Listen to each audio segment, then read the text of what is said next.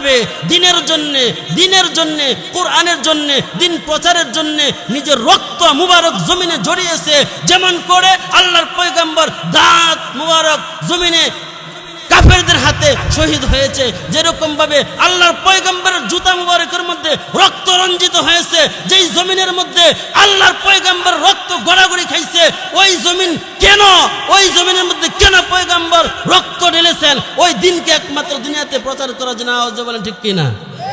আমি ওই সমস্ত জাহেলদেরকে বজ্রকণ্ঠে বলতে চাই, ওই সমস্ত মুশরিকদেরকে বজ্রকণ্ঠে বলতে চাই, যারা যেই সমস্ত কাফের মুশরিক বেঈমানরা কোরআনকে দুনিয়া থেকে ধূলিসাৎ করতে চাও, কোরআনকে দুনিয়া থেকে মুছে দিতে চাও, আমি বলতে চাই আল্লাহু আকবার, আল্লাহু আকবার। আবারও যদি আমাদের সম্মুখে এরকম কাফের মুশরিকদের বাধা সামনে আসে, এই দেওয়ালে প্রাচীর ভেঙে ইনশাআল্লাহ আমরা সামনে অগ্রসর হব ইনশাআল্লাহ। আবার যদি কখনো ডাক আসে ময়দানে আমরা যেতে পারবো ইনশাআল্লাহ। কে কে যাইতে পারবো? দুইটা হাত আল্লাহকে দেখায়।